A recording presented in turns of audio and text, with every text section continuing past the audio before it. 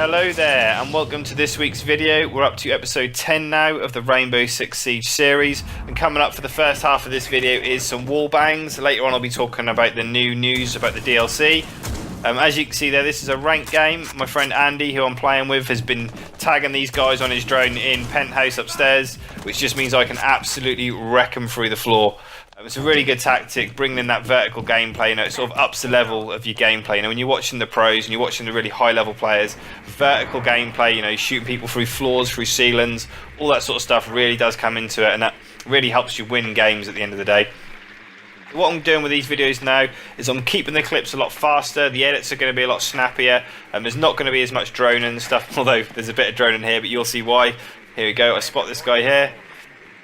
I now know these spots, so I don't actually need to spot the players anymore because I know where to shoot through the floor. But at this point, I hadn't quite figured it out. But I went into a custom game and figured out on this map exactly where you got to aim through the floor, or up through the ceiling, should I say, to get the wall bangs on people. This one's a bit different because it's sort of in the back corner of the room, but it's just near the outside of this door here, near these two lights. And this skeleton key with Buck is like the best tool for the job. Like, there's no better tool in the game to fucking smash people through the ceiling with. As you can see, I just keep getting them. Like, I've got more than this, but I thought you guys might get a bit bored of just keep seeing me shoot people through the floor with Buck. Yeah, sticking with the wall bangs, there's going to be a few of them coming up. That was just a nice one. I droned that guy out first. This was courtesy of a nice interrogation by a friend. Managed to get that guy through the window. And this one's just dirty. I don't even know how I got this. I heard him.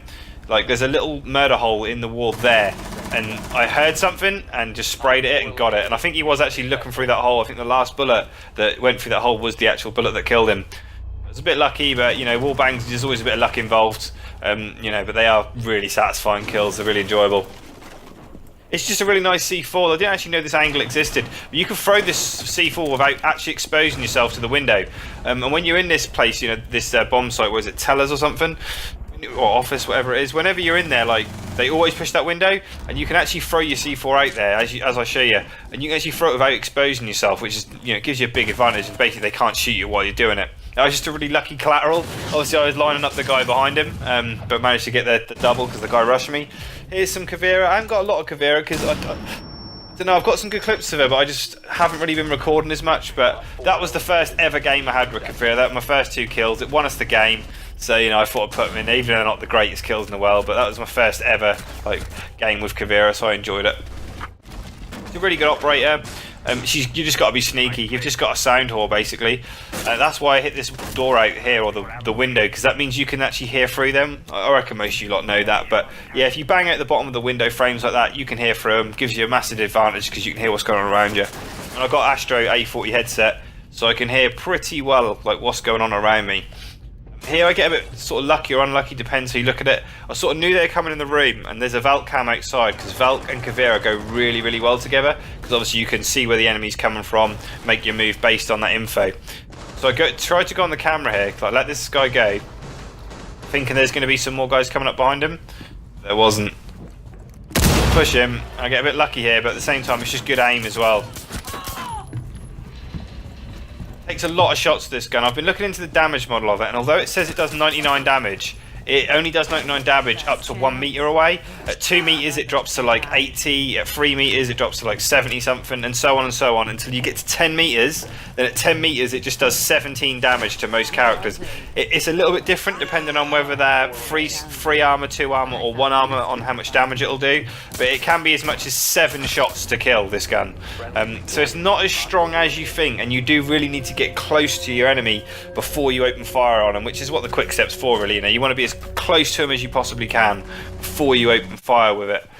You can get some long range picks. If you hit a headshot, it will down them instantly, and put them in the down but not out position, so you can then go for the interrogation. But headshots of this gun aren't always a possibility, you know, because you haven't got the best sight, you've got no zoom at all. Not always easy. See, there's like 3 of them at the end of this hallway. But here comes the Pokeball. Pokemon. These are fun, I love them. Especially when you're down someone at distance and you just need to get some splash damage on them just to finish them off. And somehow there I managed to get 2 kills. It was pretty funny. Here we go again. This is Valkyrie again. Like, Valkyrie and Caviera, as I said earlier, are such good operators to work together with. Especially if your teammates, you know, you've got some communication, because they can call, say, you know, they're in lobby. So I had a look there. Now I can pull off my flank. They don't realise I'm up here. Here's an example of how many shots that it can take to kill someone. Most of those shots hit. I don't know why I threw that Pokeball there. Obviously, I do know they are called impact grenades, but I just like calling them Pokeballs, think it's funny. And this is the flank of all time, this one. That knife, anyone who plays with me knows how fucking frustrated I'm getting with doing melees when I don't want to. I just have a really bad habit. I've always had it on ever since Xbox 360 days of pressing the stick when I'm trying to aim. I don't know why I do it. But yeah, anyway, so here's the news. Most of you probably already know this, but the DLC is not coming out now. The Hong Kong DLC, which was set for around the 21st, around the weekend of the Pro League finals, the LAN finals, is not coming out anymore. So I just thought I'd give people my thoughts and opinion on it. Obviously, I'm gutted that we're not getting the new operators and we're not getting the new map. I haven't been playing the game all that long, so I'm not bored of it yet. I can understand some people have been playing the game for a hell of a long time, and you know they're getting really bored and the game might be getting a bit stale for them, and they want those new characters to change up the meta, or you know just have some new people to play around with, some new maps to learn, and just give you something to sort of put your time into the game with. But in my opinion, I think it could be a good thing. Don't get me wrong, I do understand it's going to piss a lot of people off and the player base might drop for a little while. But this game, when Ubisoft designed this game, it was never given like AAA sort of money and resources. It's not really a AAA game, you know, if you think about it. It's 5v5, it's competitive, there's no campaign like to speak of, and basically what happened is they didn't spend a lot of time and money when they created this game. I never played it in the early days, but from what I've been told by people who did and watching videos of the game how it used to be, it's changed a lot and it's grown the community and the scene around the game, the Pro League scene, and just, you know, the PC, Xbox, PlayStation scene around this game has really grown. And I think Ubisoft are really happy with that. I think this is probably sort of top game at the moment. Maybe not in sales, but I think in like all like players playing it on a monthly basis and the new players coming to this game, I think it is their biggest game. And what they want to do now is they're having so many problems with the Pro League with all these bugs. We've all had them, getting kicked from ranked games, banner charges not going off. You know, there's lots of issues within the game, the hit registration, the tick rate of the servers. And I think going forward, Ubisoft know if they're going to keep this game relevant in the Pro League and in the esports scene, they need to get rid of these bugs. And in my opinion, if they don't release a DLC and it fixes everything, they've kind of done their job. I think it's a good thing. You know, Activision, all these bigger EA, DICE, all these other games companies, they're all in it for the money. You know, they release their DLCs as quickly as they can, or you know, whenever they can, because they just want that payment. They want to get the money rolling in for the new operators. I think what Ubisoft done is actually quite ballsy, and it's actually quite sort of commendable because they haven't gone for the quick buck. You know, they're losing money because of this at the end of the day, and I just think it's really good of them that they're prepared to lose money to make a better game for us. So let's hope to see in 3 months that we have a better game than what we've got now. And yeah, we'll just have to see where it goes. I'm going to be playing every day still.